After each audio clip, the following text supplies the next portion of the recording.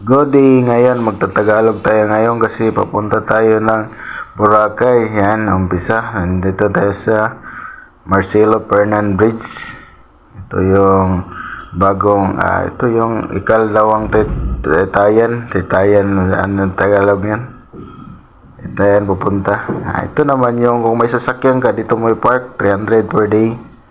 Yung sasakyan na park 300 lang, okay lang yan, 300 kasi may bahay. Sana kami dito sa Lapu-Lapu, hindi ko na park doon kasi umuulan.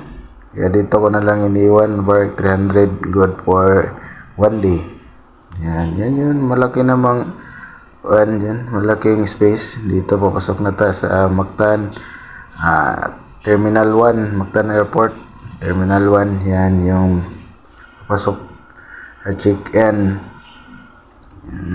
Maganda naman yung kuhan dito, yung mga tanawin. Ito pag papunta na kami niyan sa loob, mag-check-in. Tapos yan yung kung may flight kit doon yung titingnan. Ito maraming tao kasi katapos lang pala ng palarong pangbansa dito sa Cebu, hiniheld, kaya nasabay kami pag-uwian, kaya maraming tao. Yan yung diyan mo tingnan kung anong flight mo. Yan yung gate number. Ayan. Pumunta kami sa PAL. Si PAL yung sinasakyan namin eh. Yan. Diyan kami. Ano naman ito, pasakay na kami ng one bus kasi yung airplane na sinasakyan namin hindi doon sa maliliit lang kasi, kaya hindi doon sa may rampa dumaan. Kaya pag pumunta kayo Boracay, ito sasakyan may bus na naghihintay doon sa papasok. Ito lang na yung sinasakyan namin na airplane, maliit lang, nasa 23 seats lang times 4. Yan lang yung passenger na kaya, Philippine Airlines. Yan maliit lang. Yan, malakas pa ng ulan.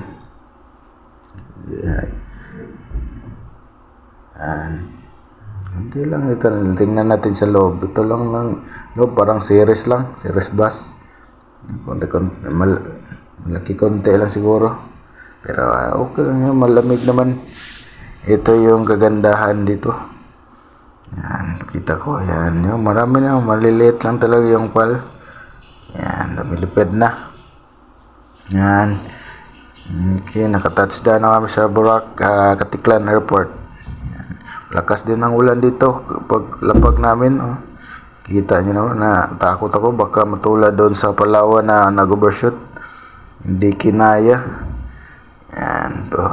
Pagdating habas pa rin kasi umulan. Pag hindi umulan, maglakad lang kayo papunta doon sa arrival ng Katiklan Airport. Pero umulan kasi kaya may bus. Yan. Marami rin malaking aeroplano dito sa Katiklan galing Manila. Meron din Cebu, pero Cebu Pacific siguro or Asia. Sa amin maliit PAL, pero okay na, ayos na, may libre naman yun, libreng snacks. Yan yung Air Asia, malaki din yung Air Asia.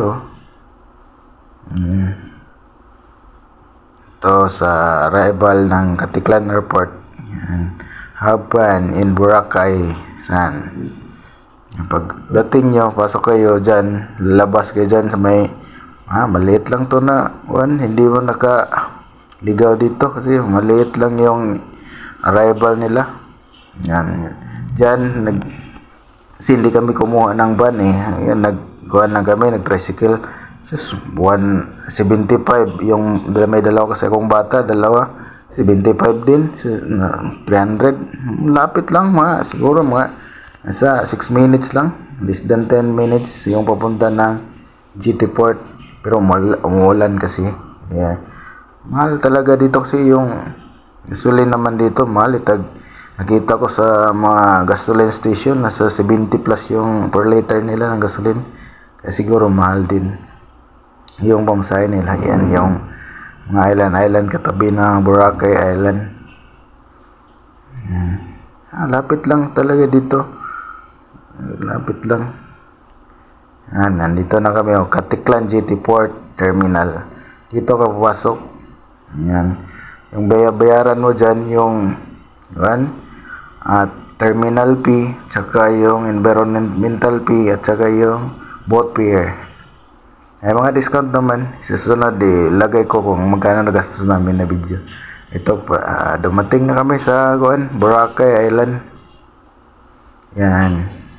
Pang may pera ka, dito ka sa daan sa mga private. Kung direct hotel yung book mo, may kasamang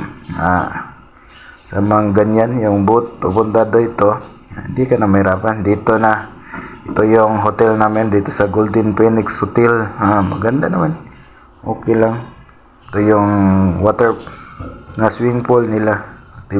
Water activities area nila. Maganda din eh. Ito, malaki din ang gawa nila. Maganda. Ayos dito. Yung gastos ko dito, ilagay ko na. Ito yung breakfast free buffet nila. Dito. Yan. Ito yung mga ulam nila. Simple lang ulam pero okay na yan kasi kasama naman sa binabayaran nyo sa hotel.